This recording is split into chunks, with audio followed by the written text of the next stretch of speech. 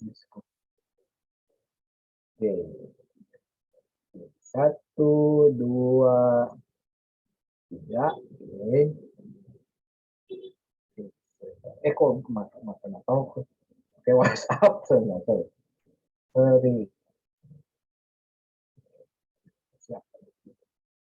Satu, dua, tiga. Satu, dua. Oke. Sip. Nah, jadi yang disebut FLTA itu Foreign Language Teaching Assistant. Ternyata di sana di Amerika itu juga butuh bahasa Indonesia ya, Bu Mel ya. Nah, jadi ini kita akan berbagi, kita dengar sharing ceritanya seperti apa. Bu Mel ini kapan berangkat ya? Dulu itu tahun 2000 berapa?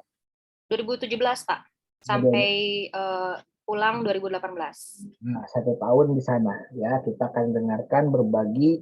Jadi FLTA itu siapa tahu di sini teman-teman ada yang berminat ya, berminat untuk menjadi FLTA karena FLTA ini semua orang bisa masuk ya, ngikut program Fulbright dari Aminef ya. Aminef itu American apa namanya panjangnya saya lupa, association itu. Saya lupa. American and Indonesian Exchange Foundation. Nah, itu ya, Aminef ya. Aminef ini juga bergerak di bidang yang lain ya, beasiswa S3 dan S2 juga kalau mau. Kalau FLTA hanya sementara 1 tahun. Kalau S2 S3 itu normal seperti biasa, hanya dibayarkan oleh Aminef ini ya, oleh foundationnya Amerika, milik dari eh, Departemen Pendidikan Amerika kalau tidak salahnya itu ya. Nah gitu, karena untuk skema belajar di luar negeri ini banyak ya. Nah, jadi Anda bisa ikut kalau dari Dikti mungkin beasiswa luar negeri ya, bisa LPDP kalau zaman sekarang LPDP. Kemudian bisa juga kalau sudah jadi dosen kita bisa ngikut yang namanya Budi LN namanya. Kemudian ada juga program Aminef ini ya. Kemudian ada juga program lainnya ya yang diselenggarakan kalau misalnya ke Jerman kita melalui BAAD. Kemudian kalau ke Jepang ada Mungamusho kalau tidak salah namanya. Kemudian ada juga sandwich program kalau mau ke Rusia. Nah, ini jadi macam-macam untuk meneruskan ya, nanti ketika Anda setelah selesai kan banyak yang hampir beres ya semesternya gitu ya, mau selesai ini boleh, siapa tahu ya mau coba jalan-jalan gratis juga dibayar. Nggak usah bayar ya Gumel ya gitu, bisa pergi ke Amerika sana. Oke, silakan, tanpa mengurangi banyak waktu saya serahkan ke Bu Mailani Kamila untuk memperkenalkan diri dan memberikan pemaparan seperti apa sih ketika di sana ini, karena kita tahu sendiri ternyata bahasa Indonesia pun menjadi bahasa yang salah satu bahasa internasional yang dihargai di luar sana, tidak hanya di Indonesia saja ya. Dan ini uangnya kalau jadi pengajar BIPA itu gede banget gitu ya di kita itu ya.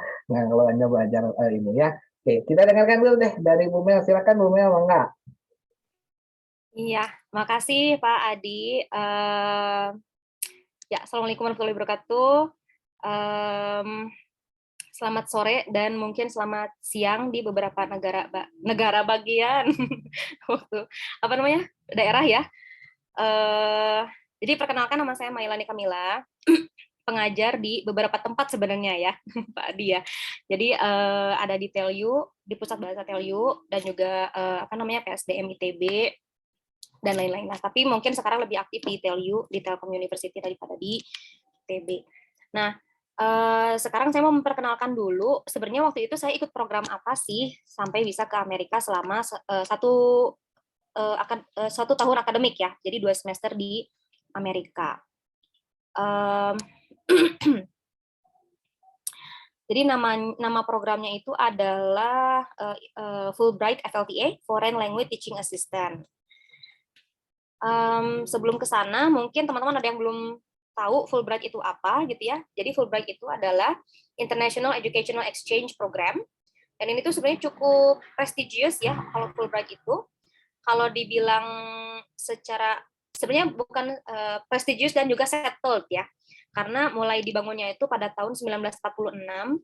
Jadi intinya kayak mulai dari proses apa namanya dokumen seleksi dan lain-lain itu udah paling komprehensif lah maksudnya gitu. Untuk pendanaannya juga banyak yang fully funded, jadi semua dibiayai. Cuman waktu itu ada beberapa yang tidak dibiayai sebenarnya, kayak misalnya apa namanya health checks, apa namanya ngecek kesehatan sama vaksin. Jadi sebelum berangkat itu ada beberapa vaksin yang harus kita ikuti gitu ya, suntik vaksin, dan itu lumayan tuh gitu ya. Jadi ternyata untuk mau apa namanya keluar negeri atau dapat beasiswa itu bukan berarti tidak mengeluarkan uang juga gitu ya maksudnya gitu. Legislated by J. William Fulbright, berdasarkan dari namanya ya.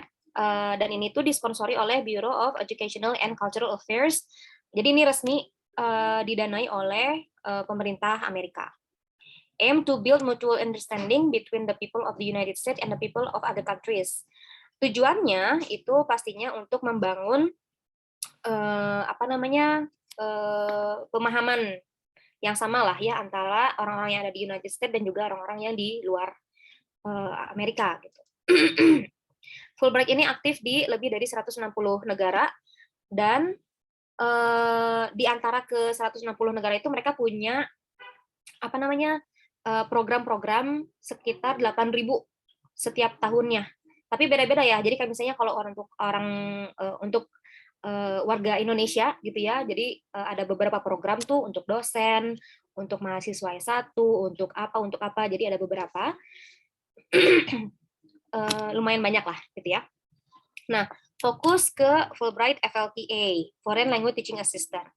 Kalau dilihat dari terjemahannya, kan ini tuh teaching assistant itu jadi semacam asisten dosen kan gitu ya. On foreign language. Foreign language itu karena saya mengajarnya bahasa Indonesia, berarti kan di sana sebagai foreign language dong ya. Jadi ini tuh tujuannya pertama, develop American knowledge and foreign cultures and languages. Membangun pengetahuan orang Amerika gitu ya tentang foreign cultures dan juga bahasa. Jadi tidak hanya budaya tapi bahasanya juga. Maksudnya tidak hanya bahasa tetapi budayanya juga gitu kan ya. Nah, sedangkan untuk grantee-nya nih, untuk orang yang mendapatkan grantee ini membangun professional skills dan gain first hand knowledge of the USA. Sebenarnya waktu awal Fulbright FLT ini ada di Indonesia, itu khusus untuk English teachers. Jadi itu khusus untuk English teachers, tidak untuk semua orang. Tetapi mulai beberapa tahun terakhir ini, kan BIPA sudah mulai populer tuh. BIPA itu bahasa Indonesia untuk penutur asing ya. Barangkali ada yang belum tahu. Nah itu, jadi karena guru bahasa Indonesia juga kan ada yang mengajar bahasa Indonesia untuk orang asing kan gitu ya. Jadi akhirnya pada beberapa tahun terakhir lah, itu mulai regulasinya tuh diperlonggar, tidak hanya untuk guru bahasa Inggris, tetapi juga siapapun yang pernah atau punya pengalaman mengajar bahasa Indonesia atau bahasa Inggris, gitu ya. Bahasa Indonesia untuk penutur asing pastinya ya kan gitu ya. Jadi kalau misalnya kalian punya pengalaman mengajar bahasa Inggris, kayaknya kalau nggak salah lebih dari 2 tahun deh ya, lebih dari 2 tahun itu boleh bisa daftar mau jurusan kalian apapun gitu ya. Sekarang lagi belajar lagi kuliah jurusan apapun, tapi kalau punya pengalaman untuk mengajar bahasa Inggris itu bisa daftar. Kemudian over 30 languages from over 50 countries.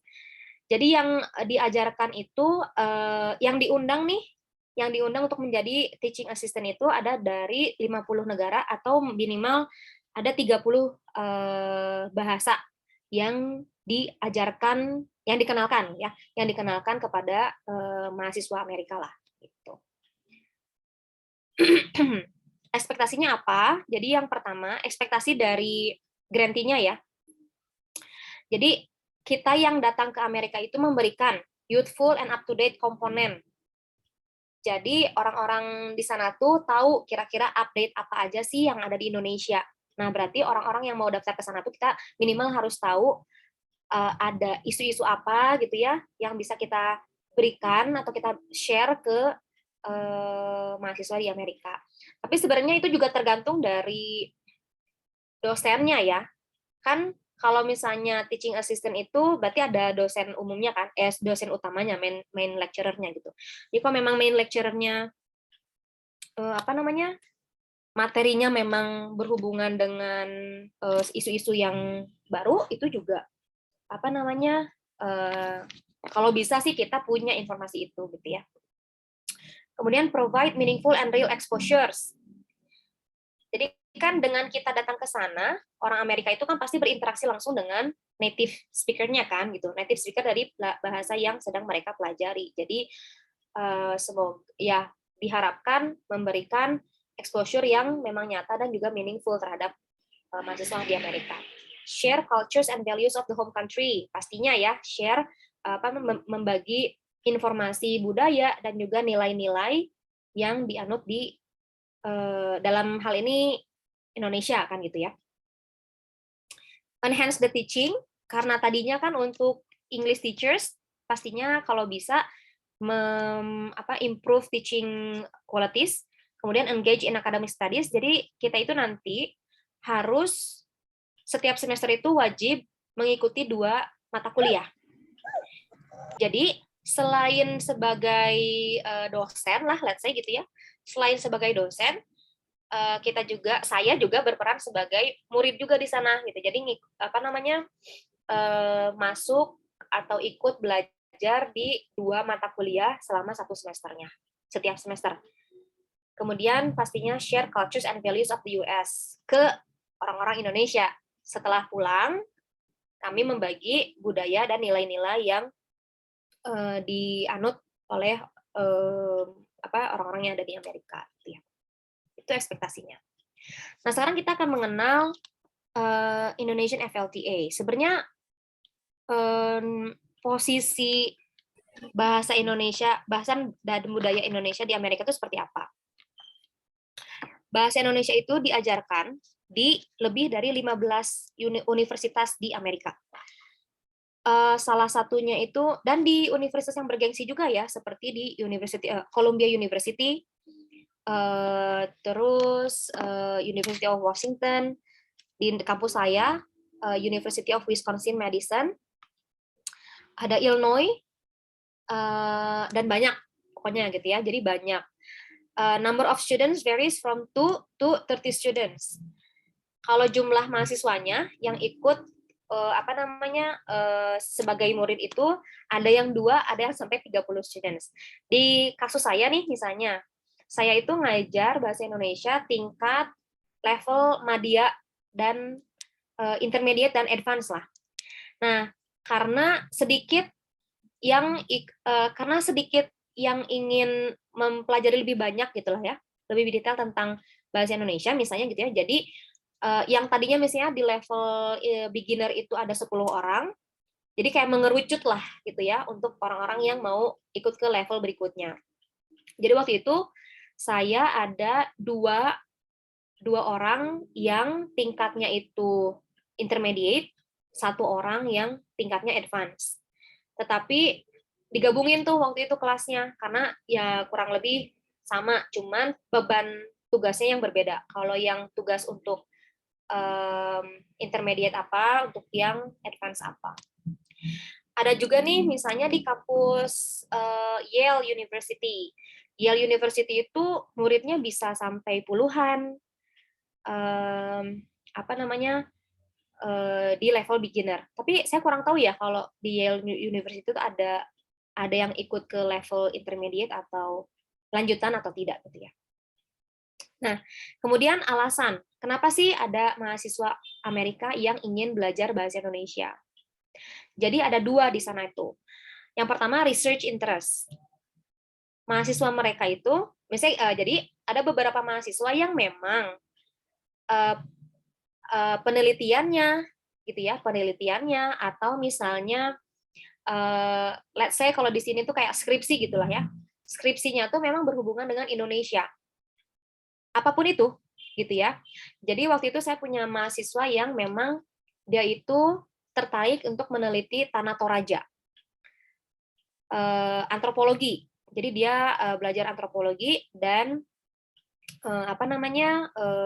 belajar bahasa Indonesia untuk, jadi cita-cita dia itu kayak saya pengen pergi ke ke Indonesia dan meneliti Tanah Toraja gitu, benar-benar ke sana. Dan jadi belajarnya juga customize gitu. Jadi bagaimana cara berbicara ke Pak Kades misalnya gitu ya, kepala desa. Terus kalau misalnya diminta untuk berpidato atau memberikan sambutan atau apa kan gitu ya, dalam bahasa Indonesia itu seperti apa. Kalau mau nanya nih, misalnya gitu ya, kalau mau nanya ke penduduk sekitar itu seperti apa. Jadi belajarnya ke situ. Bisa di customize sesuai dengan misalnya kepentingan mereka apa untuk materinya. Research interest. Tapi ada juga nih orang-orang yang belajar bahasa Indonesia itu karena memang required language course. Kayaknya teman-teman di sini juga mahasiswa mengalami hal yang sama ya. Jadi misalnya nih kalau mau lulus harus punya sertifikat TOEFL misalnya kan gitu ya, dan skornya harus sekian. Atau mungkin harus punya sertifikat English proficiency apapun itu yang ada di kampus. Misalnya kalau di ITB itu kan ada ILPT. Kalau di Telkom University itu ada namanya EPRT. Jadi harus punya itu. Sedangkan kalau di Amerika, mereka sebenarnya tidak ya pasti nggak bahasa Inggris ya karena mereka udah pada jago.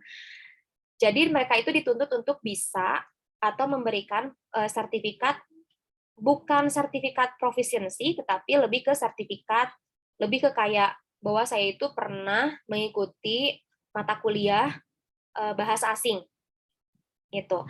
Ada yang mensyaratkan harus sampai level berapa, misalnya gitu ya. Ada juga yang tidak. Jadi tergantung dari jurusannya lah, atau mungkin tergantung dari kita itu mahasiswa undergraduate atau postgraduate. Mahasiswanya juga beragam ya di beberapa. Teman saya yang kebetulan ngajar di Hawaii, itu dia dapat mahasiswanya itu yang mahasiswa S2, S3. Jadi mahasiswanya itu profesor gitu. Profesor yang memang punya penelitian di Indonesia. Jadi pokoknya beragam gitu ya. Ada yang memang required language course, ada juga yang memang tergantung dari research interest. Yang paling populer, bahasa asing yang paling populer itu adalah yang pertama bahasa Spanyol. Yang kedua, ada yang bisa nebak nggak? Bahasa apa? Kedua. Anyone? Ada yang bisa nebak nggak? Bahasa kedua, bahasa asing kedua yang paling populer dipelajari oleh mahasiswa Amerika. Mandarin bukan? Mandarin. Oke, Mandarin ketiga. Yang kedua apa coba? Bahasa Arab. Oh, Kak Wahyu apa? mau nebak ya, keburu ini. Ya, yang kedua itu adalah bahasa Arab. Jadi yang satu Spanyol, kedua bahasa Arab, ketiga bahasa Mandarin. Gitu. It's actually quite surprising ya, even for me. Makanya FLTA yang diundang per tahun itu lebih banyak dari negara-negara yang dari Timur Tengah dibandingkan dengan yang negara-negara lainnya ya, maksudnya gitu. Karena demand-nya lebih banyak daripada bahasa-bahasa yang lain. Gitu. Kalau Spanish kayaknya juga jarang ya, maksudnya kalau FLTA Spanish tuh jarang. Yang banyak itu ya dari Timur Tengah itu. Nah, untuk standar penilaiannya itu saya nggak tahu ya ini relevan untuk kalian atau tidak. Jadi kalau misalnya di Amerika itu mereka punya sistem standar kemampuan berbahasa asing, itu namanya American Council on the Teaching of Foreign Languages, ACFL. Proficiency Guidelines. Mungkin kalian pernah belajar atau memperhatikan kalau di bahasa Inggris itu ada levelnya, ada A1, ada A2, B1, B2, C1, C2. Terus kayaknya kalau belajar bahasa Jerman dan lain-lainnya juga ada Jerman A1, A2, B1, B2 ya. Nah, kalau itu tuh standar Eropa ya, Pak Adi, tahu nggak? Standar Eropa. Saya lupa lagi ya, CEFR kalau nggak salah. Iya, Pak Adi ya? Cambridge apa kalau tidak salah. Ya itu. Iya, Cambridge apalah gitu ya, CFR. Jadi kalau misalnya kalian misalnya nih sudah tes bahasa Inggris terus ada kayak level apa C1, B1. Nah, itu berarti pakai standarnya standar Eropa. Nah, kalau yang Amerika dia adanya ACFL. Nah, ACFL ini tuh ada ininya juga sih. Kalau ACFL itu saya juga lupa ya itu standarnya itu ada apa aja. Tapi dilihat dari interpretif, interpersonal dan presentational skill. Itu nggak usah dibahas lah ya. Terlalu detail, terlalu ke bahasa banget gitu. Nah, ini pengalaman. Jadi saya kan mengajarnya di kampus University of Wisconsin Madison, dan universitas ini tuh menjadi salah satu universitas yang pengajaran atau ketersediaan bahasa asingnya tuh paling lengkap. Makanya FLTA-nya itu lebih banyak daripada di kampus-kampus lain. Ini ada dari Thailand, Indonesia, saya lupa lagi ya kalau ini yang dari Afrika ini. Pokoknya ada yang dari Afrika Selatan, ada yang dari Kenya, ini dari Nigeria, kalau nggak salah. Ini Myanmar, Vietnam, dan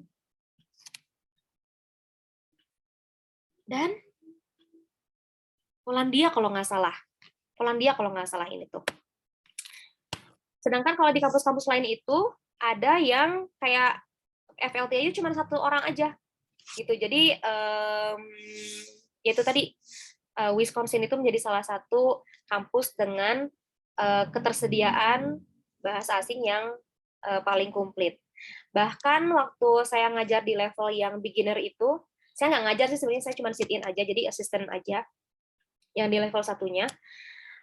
Itu kita dapat murid dari Illinois, dari Chicago. Jadi maksudnya karena di mereka nggak ada gitu ya mata kuliahnya, jadi mereka malah ikut belajarnya di University of Wisconsin Madison. Kemudian ini saya dengan supervisor saya. Nah, kebetulan supervisornya itu orang Indonesia juga, Bu Erlin ini namanya. Bu Erlin ini adalah koordinator. Sebenarnya saya agak bangga juga gitu ya. Bu Erlin itu menjadi koordinator Les Commonly Taught Languages. Jadi supervisor untuk semua bahasa asing ini, gitu ya. Oke. Nah, ini adalah beberapa kegiatan, bukan beberapa kegiatan sih ya, ini pas Agustusan di sana. Dan ini tuh beberapa orang Indonesia yang tinggal di Wisconsin ya, di Madison. Waktu itu kayaknya saya baru berapa hari deh, karena waktu itu saya nyampe ke Amerika itu sekitar tanggal 17 atau 18 Agustus. Nah, ini kayaknya kalau nggak salah tanggal 19-nya nih. Tanggal 19 Agustus kita ngadain apa namanya? Ya ini, lomba 17 Agustusan dengan orang-orang Indonesia, mahasiswa Indonesia yang tinggal di Madison. Cukup banyak sih di sini apa namanya? Mahasiswanya atau orang-orang Permias ya. Jadi kalau yang ngadain biasanya Permias, Persatuan Mahasiswa Amerika di mahasiswa Indonesia di Amerika Serikat. Biasanya mereka tuh ngadain acara juga kalau misalnya ada cultural event, international events, itu ngadain acara juga. Mau ada pentas atau apapun gitu ya. Pastinya makanan kan gitu ya, menyediakan makanan. Jadi ini yang ibu-ibunya tuh kayak masak makanan khas Indonesia dan lain-lain lah untuk dikenalkan ke orang lain.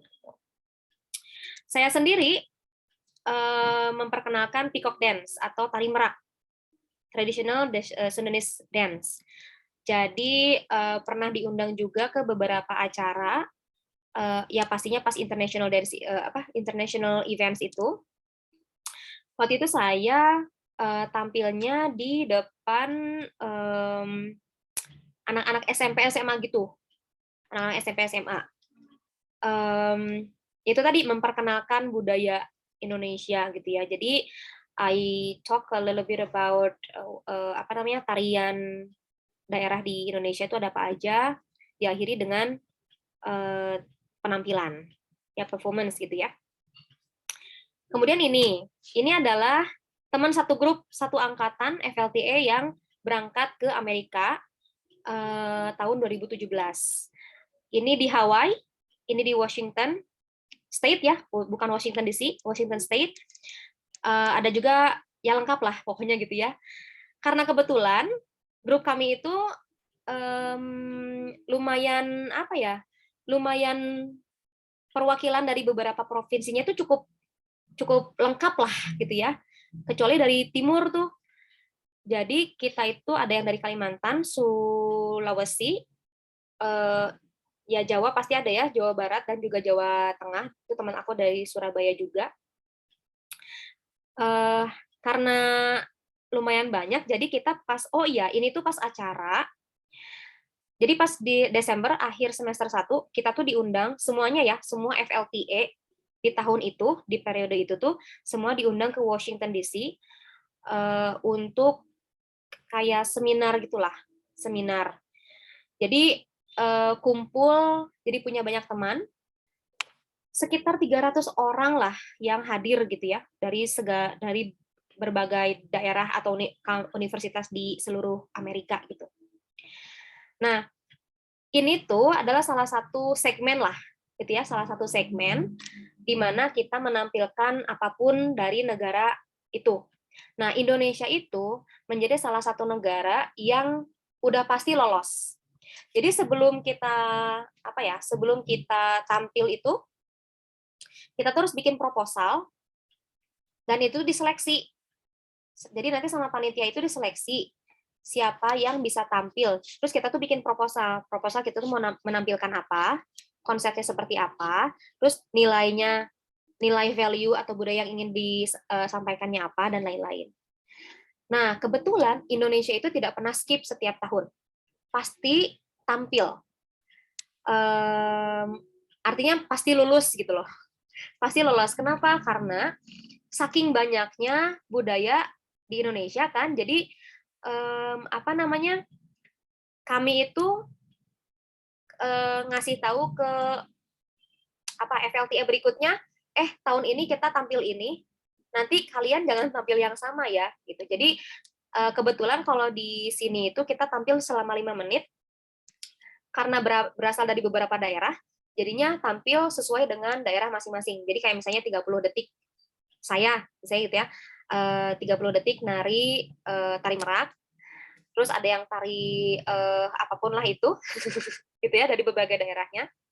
Ada juga nih yang di tengah dia pencak silat juga. Nah itu, jadi lumayan lah ya, orang Indonesia itu selalu terpilih. Karena gini, kalau saya bandingkan dengan budaya-budaya yang lain lah, misalnya gitu ya, I'm actually a little bit proud of Indonesia, bukan a little bit juga sih, maksudnya patut dibanggakan Indonesia itu, karena gini, dilihat dari budaya, let's say lah, kalau misalnya mau membandingkan, saya pernah waktu itu nonton yang Malaysia, performance dari negara Malaysia. Negara Malaysia itu kan sebenarnya terdiri dari 3 tribe yang utama lah, gitu kan. Ada dari India, China, dan juga Melayu kan. Jadi ketika tampil itu, misalnya nih pas orang India, ya kayak nggak kelihatan gitu kalau ini tuh India atau Malaysia misalnya. Gitu. Jadi kalau orang Indonesia itu kan kayak benar-benar kelihatan khasnya gitu. So that is pengalaman ketika tampil dan menonton penampilan yang lain gitu. Nah, itu. Kemudian saya juga mau cerita tentang mungkin makanan kali ya. Makanan juga sama. Jadi kalau misalnya di Amerika itu,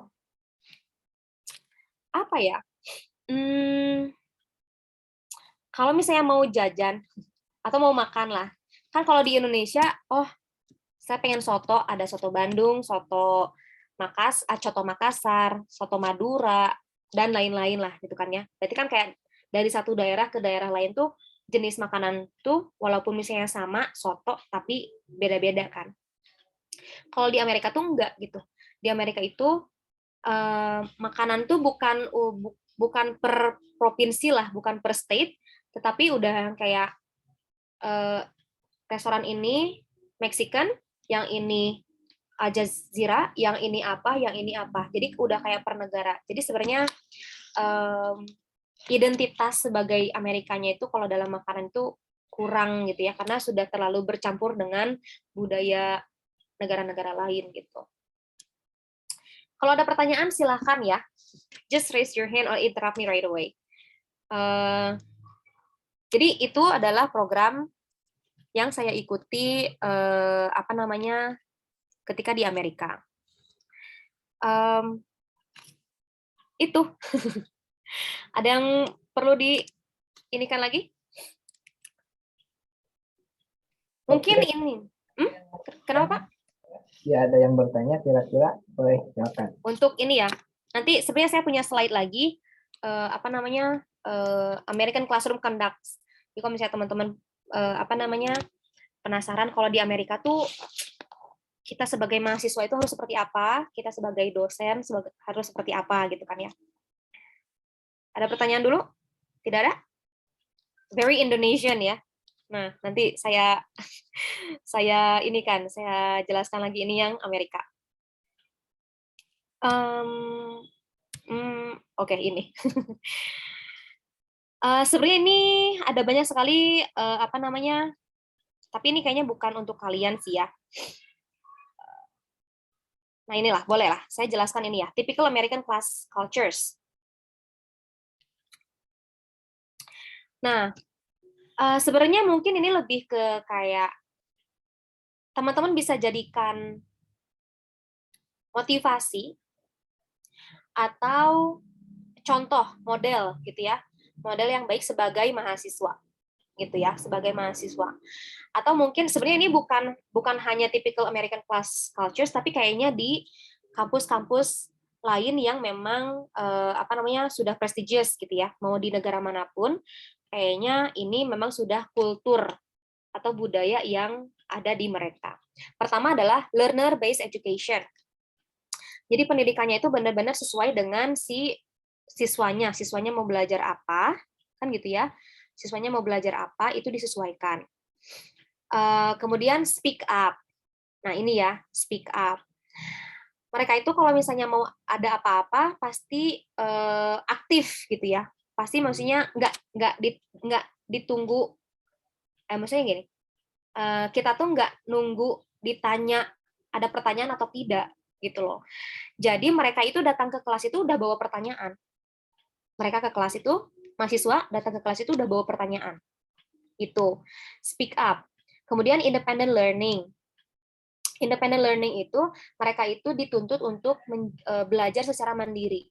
Jadi di awal semester, misalnya ini pas pertemuan pertama, dosen itu udah ngasih silabus lengkap kan? Silabus lengkap. Ini di pertemuan ini kita belajar apa? Terus buku yang harus dibaca apa aja? Terus di pertemuan apa, tanggal sekian ada tes, tanggal sekian ada apa, tanggal sekian ada apa. Jadi benar-benar detail gitu ya, dari awal sampai akhir itu seperti apa. Terus soal ada project-nya itu juga dijelaskan gitu kan. Sehingga nggak ada tuh mahasiswa yang nanya, Miss kita tes kapan? Miss kita ujian kapan? Nggak ada. Karena mereka kalau mau tahu silakan lihat silabus gitu ya. Jadi independent learning. Diharapkan mahasiswa itu cari tahu sendiri dulu gitu loh. Cari tahu sendiri dulu, baru tuh kalau memang nggak bisa menemukan informasi itu, baru ditanyakan. Terus inklusif. Inklusif itu bisa mengakomodasi semua mahasiswa lah, gitu ya. Mahasiswanya mau yang misalnya mungkin gini ya, mungkin contoh yang inklusif itu misalnya gini. Jadi waktu itu saya pernah ikut African Dance Class. African Dance Class, dan African Dance Class yang kayak African Dance Class 101 gitu ya, yang untuk pemula. Itu kan kayak mata kuliah apa ya? Mata kuliah apa ya Pak Adi ya, yang kayak misalnya boleh diikuti atau enggak? Ya, pilihan. Pilihan atau kuliah pilihan. Ya kurang lebih seperti itu gitu ya. Jadi kayak ya itu terserah sih mau ngambil mau enggak gitu, maksudnya gitu kan ya. Nah, waktu itu saya ambil African Dance Class dan itu tuh boleh dari mahasiswa dengan background apapun. Pokoknya yang tertarik dengan African Dance Class itu silakan. Jadi itu yang dimaksud dengan inklusif. Kalau di Indonesia saya kurang tahu ya, ada nggak kelas yang inklusif seperti ini? Yang mengakomodasi siapapun deh gitu, yang dari background manapun yang bisa ikut. Kemudian ada juga yang maksudnya yang khusus ya, jadi kayak yang memang kalau emang dia majornya dance, berarti ya wajib kan gitu, wajib ada background dance-nya. Gitu. Active class participation, carefully review the syllabus, always come prepared, itu tadi ya, always come prepared itu, jadi begitu datang ke kelas tuh, kita udah, jadi gini, bukannya kita datang ke kelas baru baca, ini tuh belajar apa, enggak, tetapi sebelum masuk kelas itu kita udah baca materi tentang apa, sehingga pas masuk kelas itu saya udah bawa pertanyaan, nah kayak gitu. Terus don't hesitate to ask questions or state your opinion. Di sana itu mau tidak ada yang disebut dengan stupid questions atau stupid opinion gitu ya. Kita mau bilang apapun, ya silahkan gitu. They don't judge. They don't judge. Explain that you found another person's ideas interesting or useful and describe why. Ada apa ya? Ada kultur untuk menghormati pendapat orang lain juga gitu. Jadi kayak misalnya ada mahasiswa yang misalnya punya mengatakan pendapat apa, terus misalnya kita mau nambah tuh. Kita mau menambah opini orang itu, kita kayak hargai dulu. So that was actually a good opinion. I would like to add to that. Nah, terus apa? Gitu kan ya. Build on what someone else has said, paraphrase a point someone has already made and build on it. Disagree with someone in a respectful and constructive way. Jangan nyinyir kan gitu ya. Kalau mau mengkritik atau mau nggak setuju dengan pendapat orang lain, tetap harus in a respectful manner gitu. Sometimes the students can lead the class and the teacher can take a seat. Itu udah sangat umum sekali kalau misalnya students-nya yang lead discussion, teacher-nya yang cuma duduk aja. Atau mungkin itu di Indonesia juga kayak gitu ya. Nah, academic etiquette. How to address your professor, supervisor, atau students. Itu penting ya. Kan tadi di Amerika itu inklusif ya. Dan saking inklusifnya, mereka kan sebenarnya terbuka terhadap orang dengan background apapun, termasuk LGBT. Nah, untuk LGBT ini, mereka kan punya apa ya? Bentuk respeknya itu adalah misalnya nih kita tuh nanya, jadi misalnya saya sebagai dosen itu nanya, how should I call you? Misalnya ada perempuan yang memang misalnya seperti laki-laki kan gitu. Terus kayak mau panggil saya mau refer Anda itu sebagai he atau she gitu. How should I call you gitu. Oh, misalnya nih, oh nggak apa-apa panggil saya he aja. Padahal misalnya dia perempuan gitu ya. Nah, jadi itu kita tanya dulu ke mereka. Mau dipanggil apa nih? Nah, gitu. Terus kalau ke profesor atau supervisor, sebenarnya kalau di sana itu, at some point, mahasiswa dengan profesor itu build relationship, professional relationship. Jadi kalau misalnya kita udah lumayan dekat bekerja sama dengan si profesornya udah cukup lama, itu bisa jadi kayak ya udah gitu, apa namanya, manggil nama juga nggak apa-apa gitu kadang-kadang gitu ya. Maksudnya tergantung dari profesornya sih. Kalau misalnya just call me Adam gitu, ya udah panggil Adam gitu. Nah kayak gitu. Pastinya tergantung dari si profesornya. Tanya dulu kan gitu, how should I call you gitu. Making appointment, is it possible and how? Ya making appointment kalau di dosen-dosen di Amerika itu mereka punya jam apa ya itu namanya ya? Open hour kalau nggak salah. Itu apa ya? Jadi misalnya gini, kalau mau ketemu saya di luar kelas, itu silahkan dari jam sekian sampai jam sekian. Dan itu tuh ada di silabus. Nah, kalau misalnya di luar itu harus make appointment dulu gitu. Kalau di luar jam, saya kok lupa ya, itu tuh apa gitu namanya, titik-titik hour lah gitu. Jadi kalau mau konsultasi dengan dosennya, mau konsultasi skripsi dan lain-lain, di jam-jam itulah gitu ya, mereka adanya. Students etiquette, language use, attitude, making interruption, physical contact, eye contact. Kalau di mereka itu cukup open ya. Bahkan ada juga dosen yang datang-datang gitu ya pakai kaos, terus pakai shorts, pakai celana pendek gitu. Udah ngajar gitu aja gitu ya. Mahasiswanya pun ada yang datang pakai piyama gitu kan ya. Datang-datang pakai piyama, duduknya tuh yang kayak seenaknya.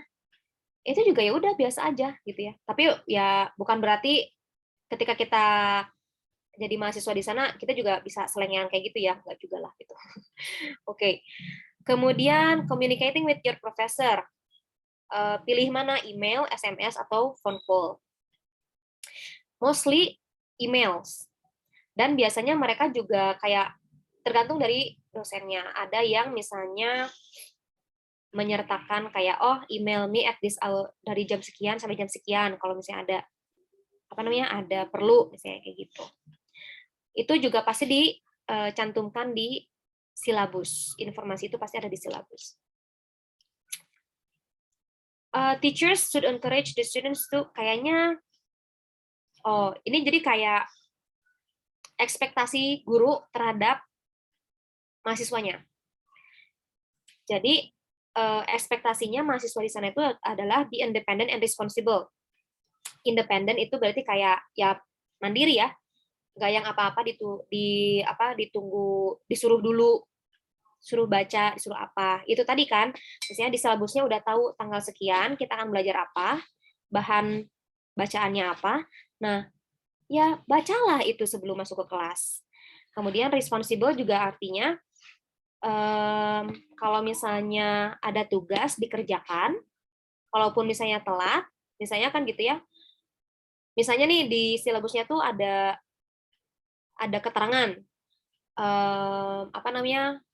late submission itu misalnya 1 hari setelah deadline, misalnya kan gitu. Atau kayak gimana lah aturannya, tergantung dari dosennya. Nah, be responsible kalau memang misalnya kita tidak bisa memenuhi tugas itu, ya udah artinya kita nggak dapat skor di situ. Tidak kemudian kitanya yang misalnya minta tugas ke dosen, misalnya kan gitu ya. Tidak minta tugas ke dosen untuk dapat nilai itu, untuk mendapat tambahan nilai itu. Kan udah tahu konsekuensinya apa, gitu kan. Be partisipatif pastinya ya, gitu. Speak their mind, karena mereka open for discussion. Jadi mereka benar-benar terbuka dengan apapun itu pendapat kita terhadap topik yang sedang dibicarakan. Be communicative, be creative, appreciate other students' progress, dan be cooperative, gitu ya. Nah, ini student expect teachers to, ini ekspektasi dosen terhadap murid terhadap dosennya. Kalau students itu biasanya ya sama ya, be responsible and professional. Be accessible and responsive. Accessible and responsive itu yaitu tadi, kalau misalnya tadi tuh open hour-nya itu jam 1 sampai jam 3, ya adalah di situ kalau bisa dosennya itu jam 1 jam 3 itu. Terus be accommodating. Be accommodating itu misalnya nih ada mahasiswa yang di Amerika itu sangat memperhatikan mental health ya. Jadi waktu itu saya pernah adalah satu asrama itu yang dia tuh punya fobia apa ya? Fobia berada di ruangan tertutup kalau nggak salah. Ruangan sempit. Nah, kebetulan waktu tes itu dia tuh kayak ruangan tesnya tuh ruangan tes sempit gitu. Nah, sebagai seorang dosen, begitu tahu kalau misalnya mahasiswa ini tuh nggak bisa tes di ruangan seperti itu tuh harus mengakomodasi kebutuhan siswanya. Jadi Oke, kalau gitu kamu tesnya di ruangan mana gitu. Terus pastinya be considerate, value students privacy and individuals needs. Jadi misalnya nih nggak ember gitu ya, dosennya itu tidak membicarakan nilai ke siapapun, bahkan orang tuanya nanya pun itu dosen itu tidak punya hak untuk memberikan informasi apapun, informasi tentang mahasiswanya, even ke orang tuanya ya, maksudnya gitu. Kalau misalnya orang tuanya nanya, nilai apa namanya, nilai anak saya untuk mata kuliah ini nilainya berapa, itu nggak bisa gitu ya. Jadi benar-benar si nilai itu langsung diserahkan ke muridnya gitu ya, bukan ke orang tuanya. Appreciate any progress, be precise and clear mengenai grading, rules, classroom instruction, itu ada di silabus semua. Jadi nanti di silabus itu ada juga informasi kalau misalnya tidak mengerjakan tugas 3 kali, berarti nilainya sekian, gitu kan ya. Kalau dan lain-lain lah. Project itu kalau mengerjakan project ini berarti nanti dapat skornya sekian. Rules di kelasnya seperti apa, classroom instruction seperti apa. Value each other's time. Be firm, stick to deadlines and expect works. Avoid favoritism and do not discuss grades. Pokoknya di kelas itu nggak ngebahas nilai. Misalnya, oh si ini nilainya paling besar nih. Nah itu tuh nggak boleh, itu violation. Kenapa si ini nilainya kecil, padahal si ini tuh besar misalnya gitu. Nah itu nggak boleh discuss grades gitu. Itu classroom conducts di Amerika. Thank you.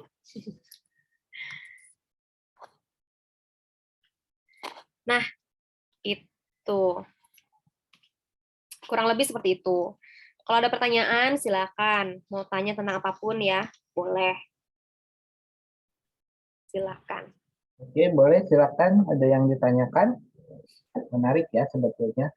Yang menarik itu kalau saya lihat dari segi manajemen ya. Di Indonesia kan nggak ada manajemen seperti itu. Seenaknya aja. Ya, mahasiswa-mahasiswa, dosen juga punya aturan sendiri gitu. Kadang-kadang kan gitu ya. Jadi manajemennya saya pikir agak susah ya di Indonesia itu, dan mungkin ya itu yang perlu diperbaiki ya dalam kondisi universitas begitu ya. Ketika Sebenarnya ada satu yang ingin saya mungkin ubah lah gitu ya di Indonesia itu. Kan mungkin kalian juga sama ya. Kalau saya nggak tahu ya apakah di semua kampus itu berlaku atau tidak. Misalnya kalau mau lulus harus punya TOEFL, nilai TOEFL sekian misalkan gitu ya. Nah, kenapa tidak seperti kampus di Amerika itu tadi gitu. Jadi apa namanya, tidak harus bahasa Inggris, bisa jadi kan mahasiswa itu ada yang pinter bahasa Koreanya sampai level berapa kan gitu ya, atau misalnya bahasa Jermannya sampai level berapa. Jadi tidak hanya di bahasa Inggris tapi khusus umum gitu. Pokoknya punya sertifikat proficiency level berapa misalnya. Untuk bahasa Jerman level apa, bahasa Jepang level apa, dan lain-lain gitu. Sebenarnya itu yang pengen saya, yang harapannya ya, karena saya sebagai guru bahasa, jadi mungkin itu yang bisa diubah. Jadi maksudnya mahasiswa lain itu punya pilihan lebih banyak daripada hanya bahasa Inggris aja gitu ya. Kalian sendiri harapannya sepertinya apa nih? Kalau misalnya nggak ada pertanyaan, kira-kira kalau dilihat dari tadi tuh kayaknya apa sih yang perlu dicontoh gitu dari classroom conducts dan lain-lain di Amerika itu?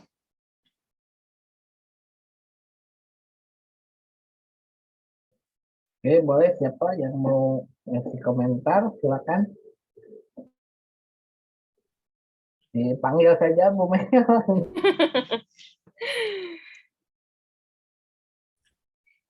Kak, boleh nggak aku ngomong? Silakan. Ya, jadi menurut aku yang perlu dicontoh itu kayak dari ini sih, yang nggak perlu dibahas kalau untuk apa total nilai dari mahasiswa kayak gitu Kak. Karena itu kan apa ya, ya namanya juga kemampuan kita beda-beda gitu. Nggak semuanya sama dalam eh, menggapai satu mata kuliah misalnya. Itu sih Kak yang perlu kayaknya diterapkan di Indonesia perlu deh. Satu lagi yang perlu diterapkan, mahasiswa datang prepared. Mm-mm. Kayak dulu. Jadi ya begitu masuk ke kelas itu bukan berarti jadi gini, bukan berarti ketika masuk kelas itu kita baru misalnya nih topiknya tentang molekul apalah misalnya gitu ya. Molekul apa. Jadi bukan berarti kita datang itu kita baru mendengar kata molekul itu, tetapi kitanya datang udah baca tentang itu, tentang bab itu, sehingga pas masuk ke kelas itu nyambung dengan dosennya itu ngomong apa, oh jadi gitu.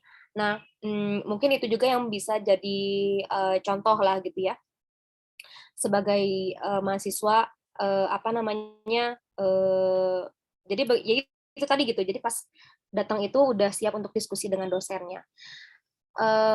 Manfaatkan dosen itu sebagai fasilitator. Ya? Oh, siapa? Ada yang ini? Ada yang rencana ini nggak setelah ini misalnya daftar kuliah di mana nih? S2 di mana? Ada nggak? Di luar negeri misalnya? Nggak ada? Atau mau kerja dulu?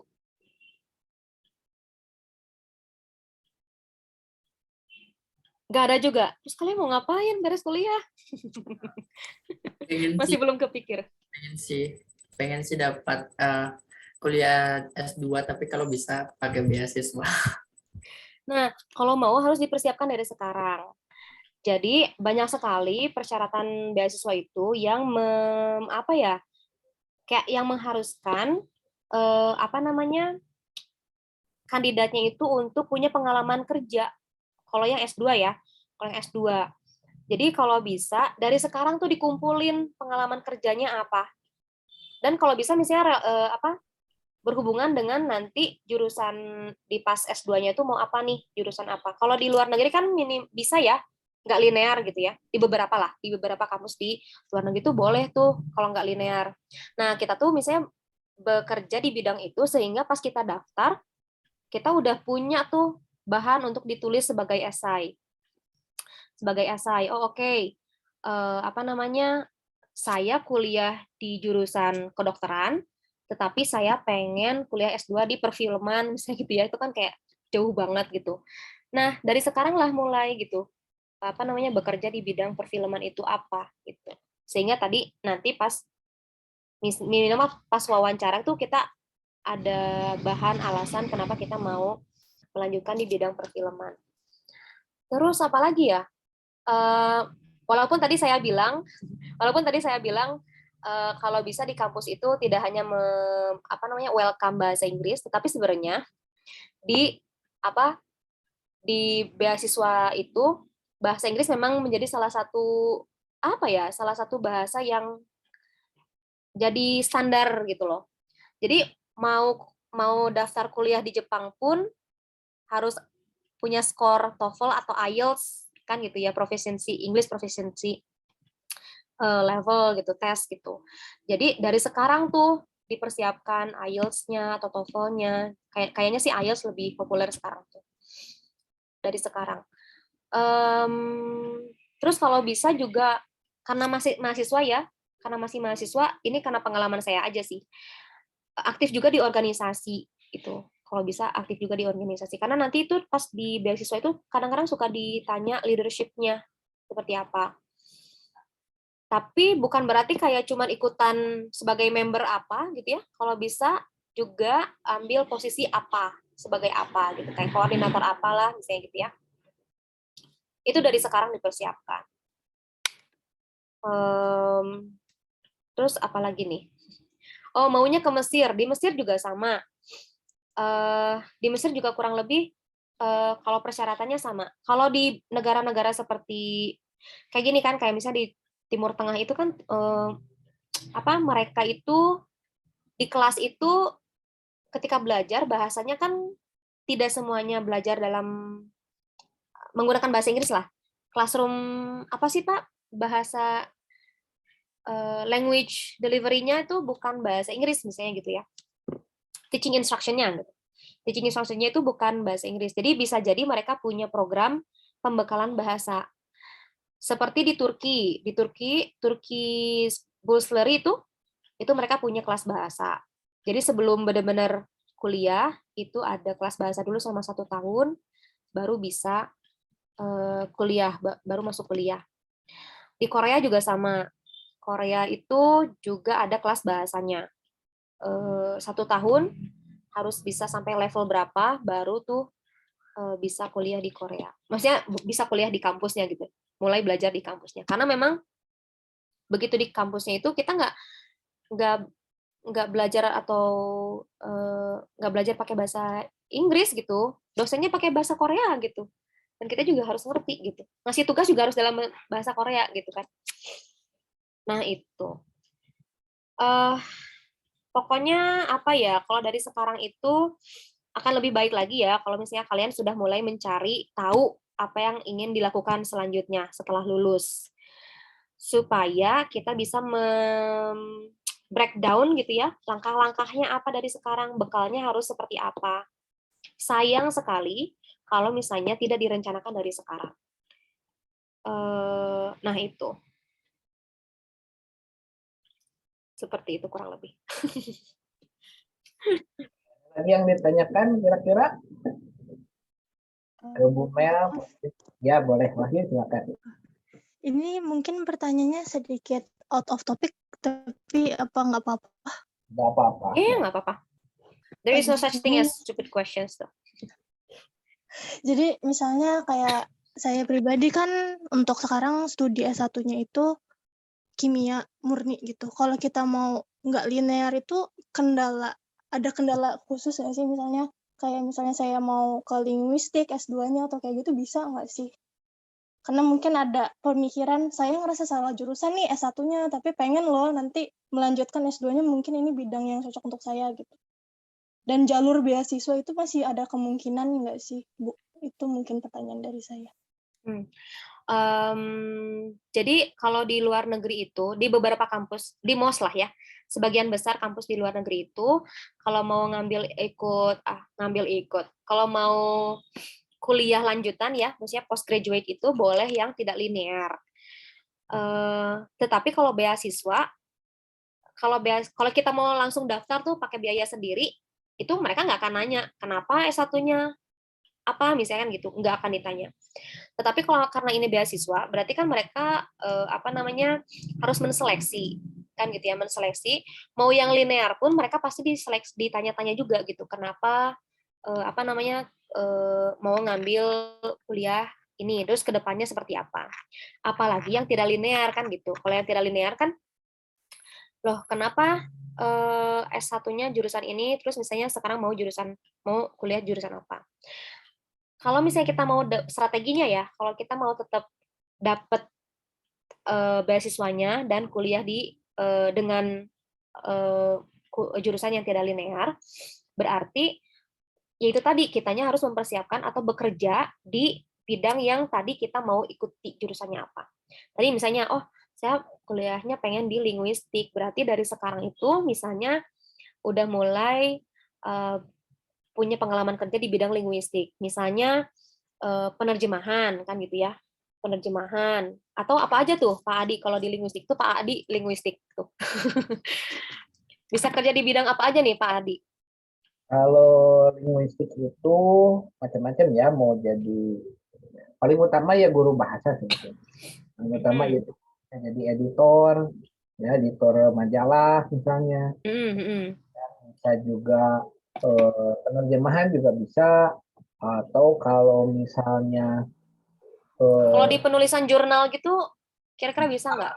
Juga bukan penulisan jurnal, jadi kayak misalnya kita udah menerbitkan, udah nulis di Jakarta Post, atau kita pernah punya pengalaman nulis di kayak gitu. Masuk ke editor kayaknya gitu ya. Jadi kan ke editor untuk menguatkan itu.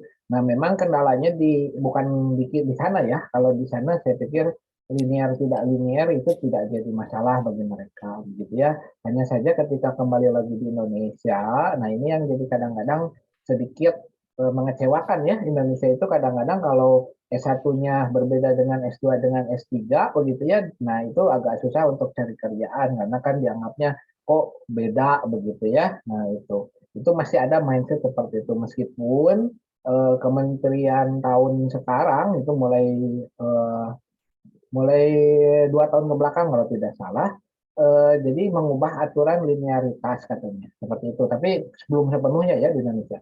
Jadi aturan linearitas itu diambil dari apa namanya pendidikan tertingginya. Nah, dulu begitu ya. Jadi kalau yang sekarang itu aturannya begitu. Dilihat dari pendidikan tertingginya. Jadi misalnya kalau S1-nya misalnya kimia, S2-nya loncat ke linguistik. Nah, dilihatnya yang linguistiknya. S3-nya beda lagi misalnya ke ekonomi. Nah, yang dilihatnya jadi ekonomi, ahli ekonomi begitu ya. Tapi aturan itu masih belum 100% di Indonesia ya. Nah, tapi kalau untuk perusahaan tidak jadi masalah. Kalau misalnya Wahyu nanti kerjanya di sebuah perusahaan begitu ya. Karena perusahaan tidak melihat itu, melihatnya skill kalau perusahaan. Tapi kalau misalnya pengen jadi dosen atau pengajar, nah itu agak susahnya mereka kadang-kadang tidak mau kalau tidak linear begitu ya. Sama seperti linearitas itu dilihatnya dari mana sih?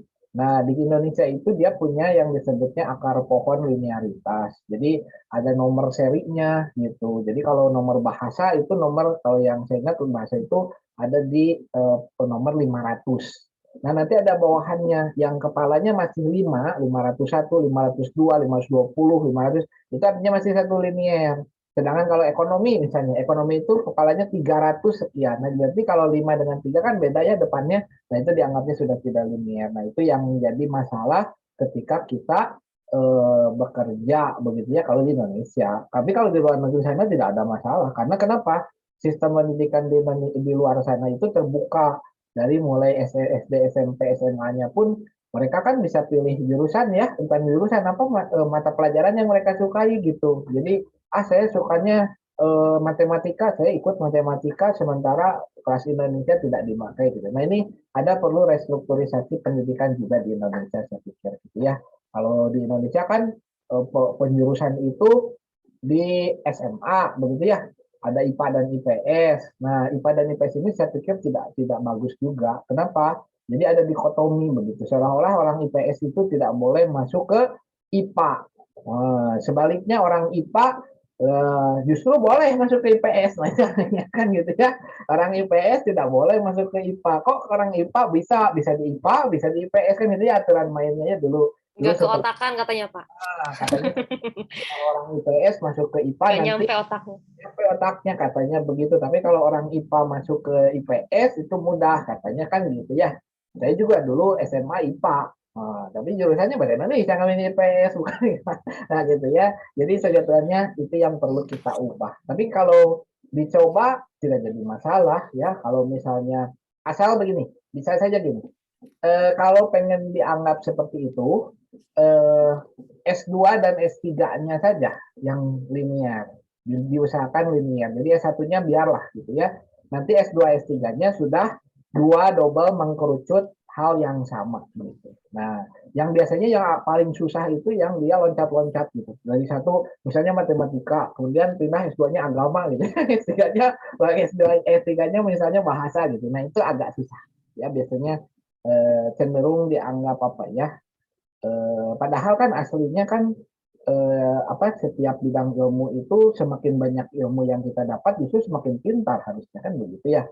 Cuman di Indonesia agak berat begitu ya gitu. Tergantung Jadi itu sih, Pak. Tergantung kita mau kerjanya sebagai apa nanti ke depannya. betul, Gitu. ya Kalau betul. misalnya sebagai akademisi, kalau Akademis sebagai akademisi itu wajib linear. ya. Karena Gitu. kenapa? Karena kita kan tugasnya mengajarkan pada yang lain. Khusus itu, gitu. Terus itu Khusus di bidang itu. kalau misalnya kita beda sendiri, cuman hanya dasarnya basicnya tidak kita pegang, tapi kita langsung ke atas, begitu, nah itu jadi masalah. Tapi kalau misalnya kita kerja seperti yang saya bilang, kerjanya di perusahaan, itu banyak yang seperti itu, apalagi perusahaan-perusahaan swasta, perusahaan asing, gitu ya, itu banyak, karena mereka melihatnya skills-nya, bukan gelarnya, bukan. Ya, bukan dilihat title-nya itu apa, bukan, tapi apa namanya skill yang kita bisa. Kalau jago di linguistik ya dia bisa ya. Oke, silakan Bu Mel. Ada lagi yang ditanyakan?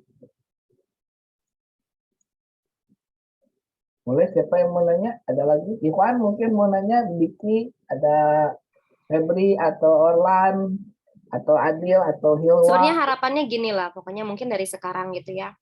Kalau mau kuliah di luar negeri misalnya kan gitu ya. Kalau mau kuliah di luar negeri, kitanya harus memantaskan diri dulu kan. Memantaskan diri supaya kita siap untuk menjadi mahasiswa di kampus mana. Nah itu. Mungkin belajar dari speak up itu tadi gitu ya. Belajar dari speak up. Mulai dari sekarang get out of your comfort zone. Jadi kalau misalnya dari sekarang nih udah nyaman nih gitu dengan diam aja di kelas dan memperhatikan, itu pasti akan ada konsekuensinya lah, maksudnya kan gitu.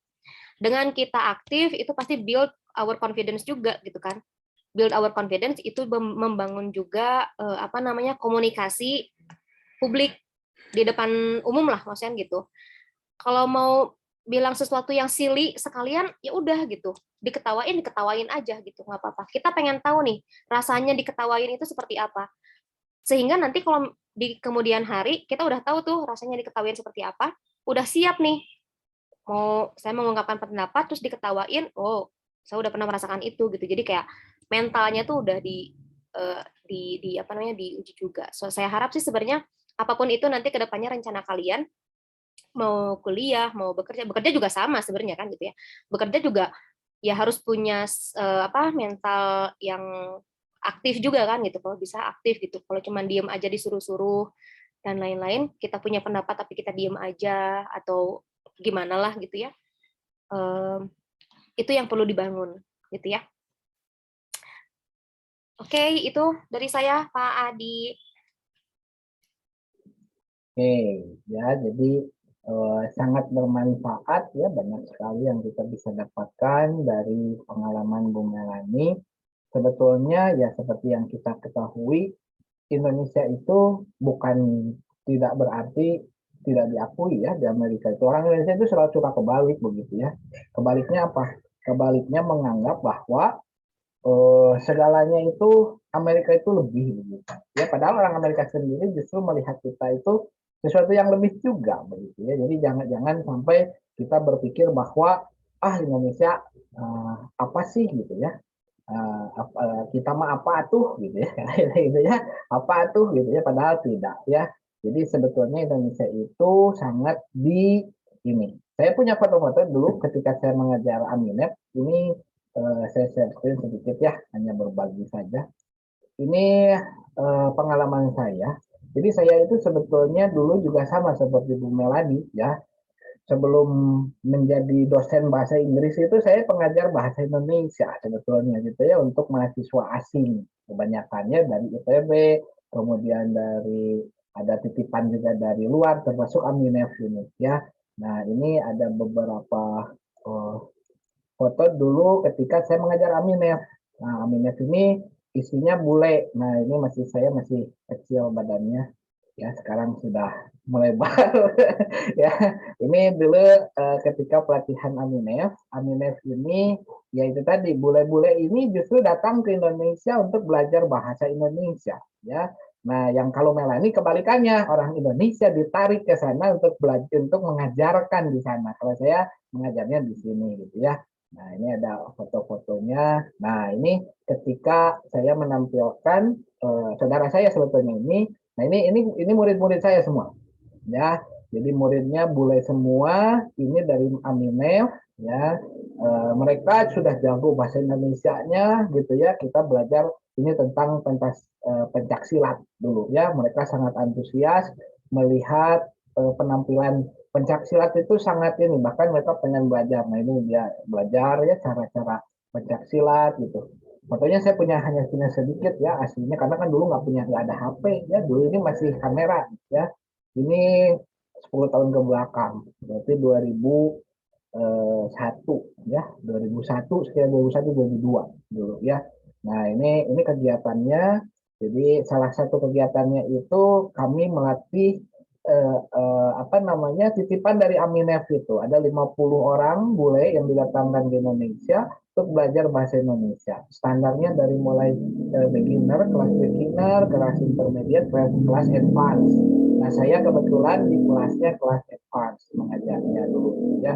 Nah, pengajaran advance ini biasanya orang-orang ini sudah pada jago. Bagian saya mengajarkan tata bahasa Indonesia. Jadi saya lebih mengajar pada apa namanya tata baku bahasa Indonesianya, ya. Jadi strukturnya, penggunaan imbuhan penggunaan mekan, dikan, gitu ya, yang seperti itu, ya, yang seperti itu bagi mereka sangat menarik dan apa dibutuhkan, gitu ya. Nah, dulu saya juga sempat ya kayak kepikiran sih seperti Bu Mel ini gitu ya, pergi ke luar gitu, tapi saya perasaan adalah di Indonesia saja begitu ya, padahal kalau dari segi kemampuan sih saya juga bisa sebetulnya ya kalau mau ya, karena beberapa yang dari ITB itu berangkat ya Bu Mel ya, keluar ya, ada 3 orang yang dari ITB itu ya seperti pengajar di luar ya bahasa Indonesia, beberapa kesempatan ada Ibu Osi, kemudian ada kemarin terakhir Bu Evi ya juga sama ya gitu, dan ya itu terbuka kesempatan untuk mengajar. Dulu saya yang pas waktu mengajar yang tadi itu belum ramai sama sekali, BIPA itu belum ramai, tidak dihargai sama sekali bahasa Indonesia ya, jadi masih sepi. Di Bandung juga nggak ada yang disebut BIPA, itu nggak ada, yang jelas dibilangnya bukan BIPA, dulu itu ngajar bahasa Indonesia aja untuk orang asing gitu. Nah kesini-sininya setelah mungkin 5 tahun dari situ kalau tidak salah, nah, Indonesia mulailah mengubah ini, dia membuat sebuah apa namanya tes bahasa Indonesia, ya, namanya apa Bu Mel, PUEDI kalau tidak salah apa? UKBI. UKBI. Nah, UKBI itu baru diselenggarakan ke sini-sininya, dan itu pun setelah pemerintah Indonesia, Kementerian Pendidikan dan Kebudayaannya membuat itu BIPA untuk orang asing, ya. Dia mulai bikin buku-buku dan segala macam. Dulu juga ada tapi tidak berkembang, ya. Hanya UKBI itu seperti IELTS-nya bahasa Indonesia. UKBI IELTS tapi bahasa Indonesia. Bahasa Indonesia. Jadi kalau disebutnya apa, profesiensi ya, jadi kemampuan bahasa Indonesia itu diukur kayak TOEFL lah, sama ya, kita kan kalau TOEFL mengukur bahasa Inggrisnya, nah itu mengukur bahasa Indonesianya ya. Jadi saya pikir bahasa Indonesia itu ya bukan bahasa yang tidak bermanfaat, tapi justru bermanfaat. Kenapa demikian? Karena Indonesia itu termasuk negara besar di mata dunia, itu bukan negara kecil ya. Kita bisa lihat sendiri bahwa Indonesia itu punya pengaruh ya, baik dari segi ekonominya, baik dari segi budayanya, itu pengaruhnya besar loh di luar itu ya. Kita sering juga kan dengar film-film Hollywood menyebut kata Jakarta dan yang menyebut kata Indonesia gitu ya. Nah, sebaliknya orang Indonesia kan selalu menganggap Amerika nomor 1 gitu ya, atau misalnya negara lain lah ya, Inggris ya, Amerika atau apa itu ya. Padahal mereka juga sebetulnya memiliki kekhawatiran. Kenapa demikian? Karena ya berbalik lagi dengan sejarah yang sudah kita lalui. Ya, Presiden Soekarno itu bukan presiden yang main-main, ditakuti di seluruh dunia itu ya, ketika makanya dulu sempat ya terjadi sebelum PKI itu ya, Partai Komunis Indonesia itu kan sebetulnya itu buatan asing saya pikir ya, yang menggoncang Soekarno supaya turun begitu. Karena kalau tidak turun, Indonesia bisa menjadi negara ketiga setelah Uni Soviet begitu ya, yang juga besar ya, dan dia tidak sulit untuk dikuasai. Jadi ada ketakutan asing, akhirnya ya ini ya. Nah, Indonesia juga pertama satu itu, kedua juga bisa jadi karena Indonesia merupakan negara mayoritas terbesar Muslim di dunia, yang kalau misalnya sekali menggerakkan tangan gitu kan istilahnya suruh nyerang, nah negara-negara Arab pun akan ngikut kan gitu ya. Nah itu pun jadi sesuatu hal yang mengkhawatirkan ya. Hanya saja Indonesia punya karakteristik yang berwibawa, rendah hati, tidak pernah ini ya, saya pikir itu yang jadi permasalahan jadi Indonesia berbeda gitu. Oke, saya pikir itu untuk kali ini deh ya. Bu Mei, terima kasih banyak atas kehadirannya. Saya mungkin Sama-sama, Pak. ya, saya mungkin nanti akan ngasih sedikit dulu ini untuk besok begitu ya. Jadi Bu Mei boleh tinggalkan dulu, tidak apa-apa, lebih cepat begitu ya. Nah, terima kasih banyak atas kehadirannya, berbagi cerita kepada teman-teman semua. Saya pikir teman-teman semua juga ini siapa tahu jadi inspirasi ya. Setelah beres saya mencoba kayak Bumel ikut jadi FLTA gitu ya. Nah ini terbuka karena untuk siapapun gitu ya. Ya, sama-sama. Thanks for having me and have a great day. Oke. Saya izin live dulu ya. Terima kasih Bumel. Terima kasih. Assalamualaikum warahmatullahi wabarakatuh. Waalaikumsalam warahmatullahi wabarakatuh. Nah, oke. Ya barusan dari Bu Melani. Bu Melani itu teman saya di PSDM, ya di UPT Pusat Bahasa, pengajar dari sejak lama, begitu ya, termasuk pengajar bahasa Inggris. Tapi beliau berkesempatan pergi ke luar, begitu ya. Nah, Bu Mel ini ya sama dengan saya ya, sudah dari 2012 berada di PBI, gitu ya. Hanya sekarang fokusnya di TELU. Sekarang pindah ke TELU karena UPT Bahasa ITB sedang beku ya, jadi masih ini. Nah, untuk besok ya seperti biasa sudah dicek dulu tidak itunya apa namanya absen. Saya lihat dulu ya. Sudah dicek belum?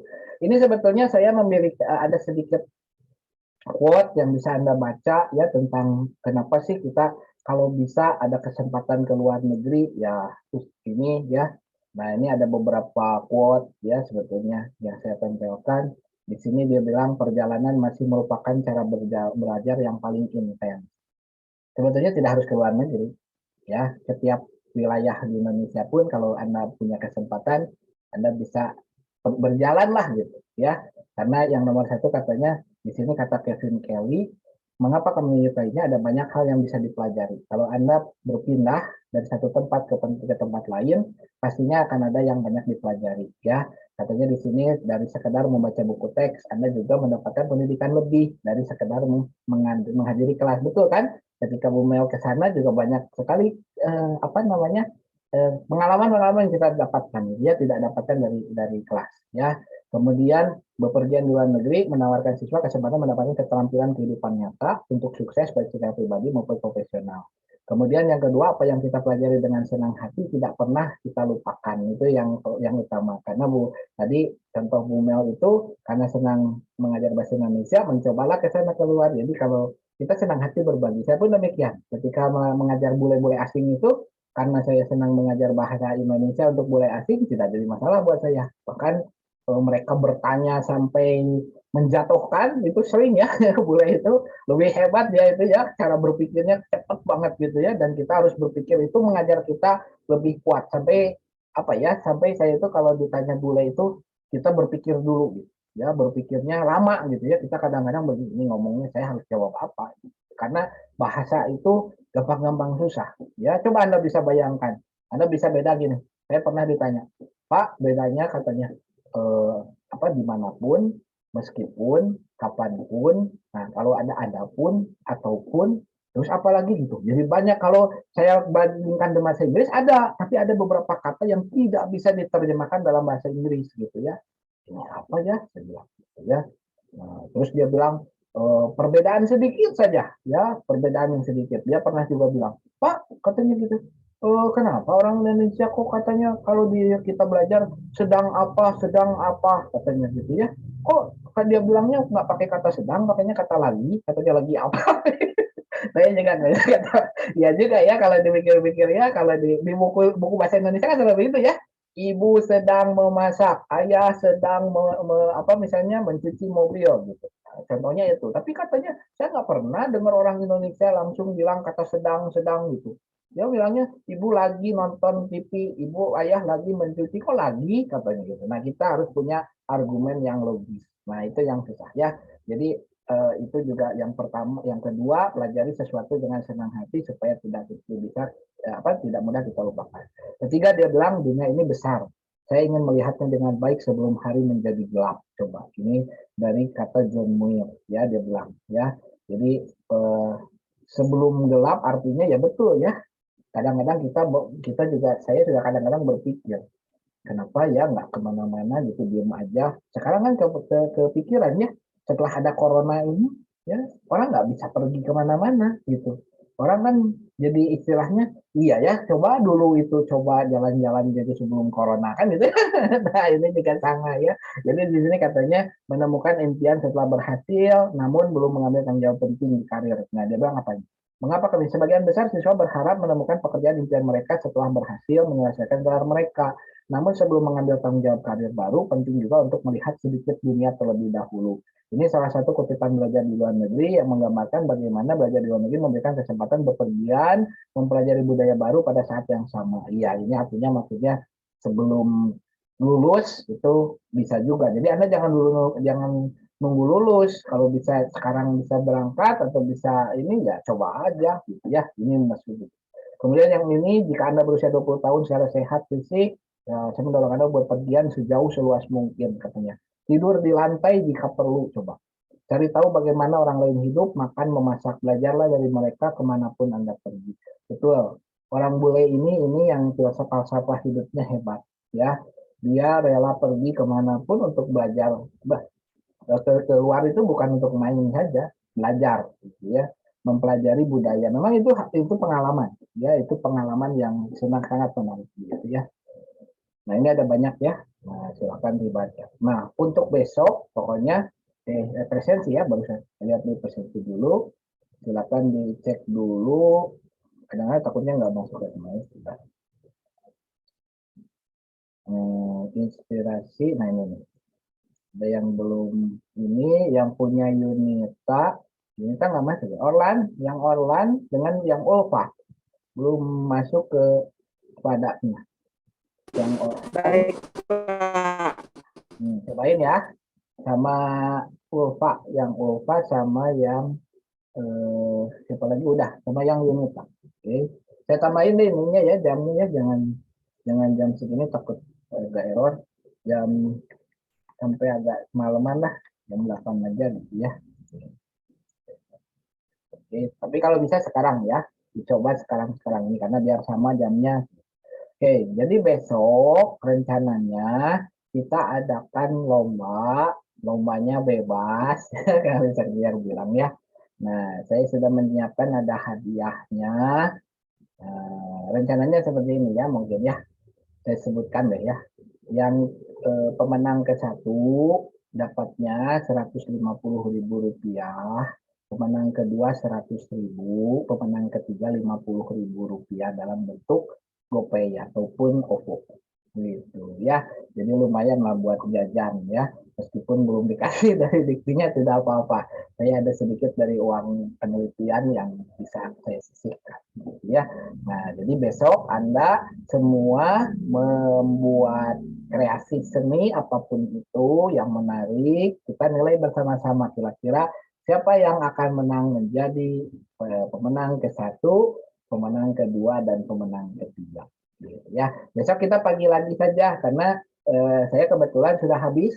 Jadi biasanya saya harus mengajar bidik misi, beasiswa bidik misi kemarin, tapi sudah selesai. Jadi di minggu ini dan minggu depan yang seterusnya sudah kosong 1 minggu. Gitu ya. Jadi kita balik ke jam 9 sampai jam 11 pagi lagi. Gitu ya. Pertemuan kita kemungkinan hanya 2 kali pertemuan lagi untuk minggu depan. Sabtunya untuk refleksi, minggunya untuk kontribusi sosial. Sebetulnya kan gitu ya aturan mainnya. Nah, saya bingung juga, ini kontribusi sosial ini sepertinya kayaknya sih diganti dengan yang lain deh. Mungkin gini ya, saya kepikiran begini. Kontribusi sosial itu sebetulnya kan harusnya memberikan bakti sosial pada masyarakat.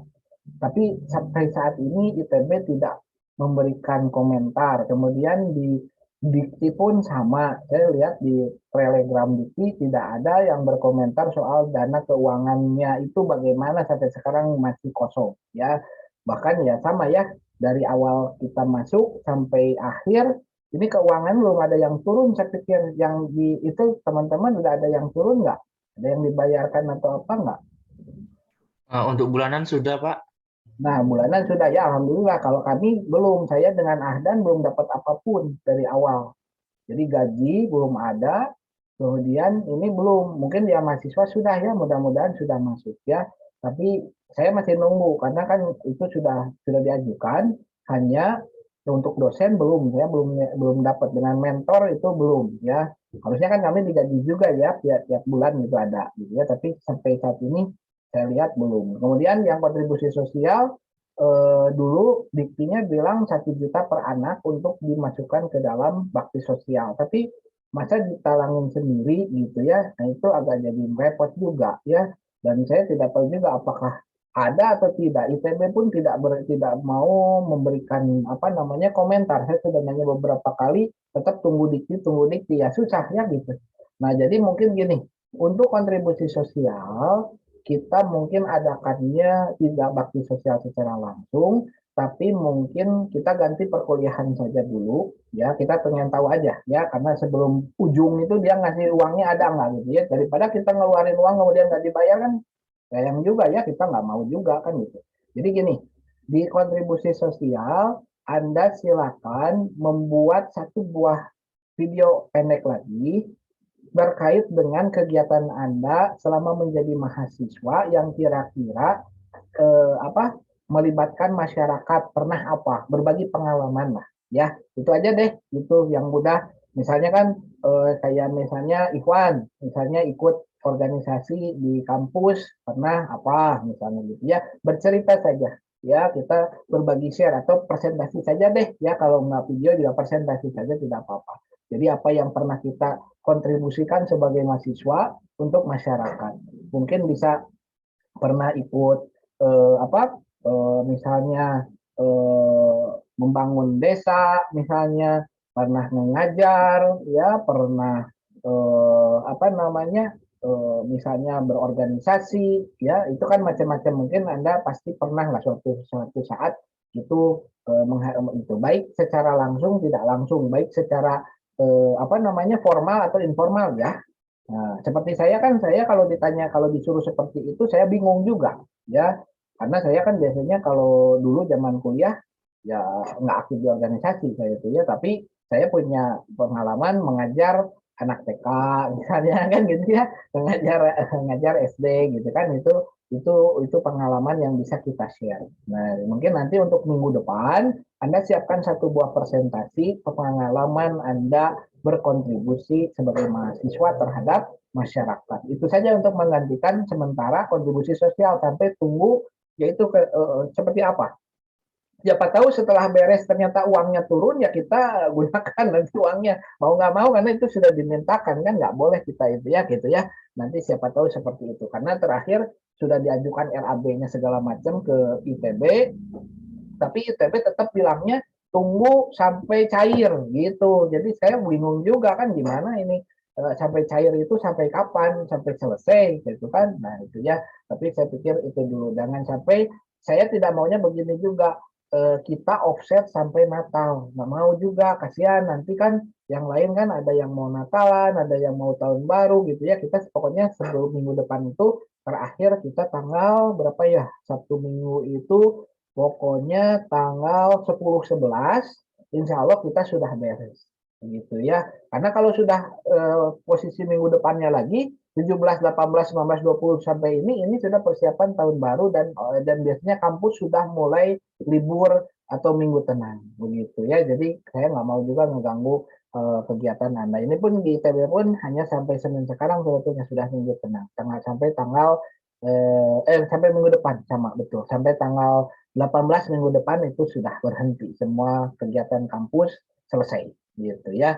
Jadi itu dulu, kita ketemu besok di jam 9 sampai 11 ya. Untuk ini tidak perlu ke YouTube, yang penting nyala aja lah, bisa dinyalakan ya nanti kan gitu ya, tidak perlu masuk YouTube dulu, karena kalau ngupload YouTube agak lama juga memang gitu ya. Tapi kalau koneksinya lagi bagus sih gampang, tapi kalau susah udah aja, pokoknya yang penting si hasil video itu bisa di share screen, nanti kita tonton bersama ya.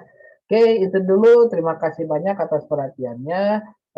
Assalamualaikum warahmatullahi wabarakatuh, ketemu besok jam 9 pagi. Waalaikumsalam warahmatullahi wabarakatuh. Warahmatullahi wabarakatuh. Terima kasih, Pak. Terima kasih, Pak. Sama-sama, saya stop.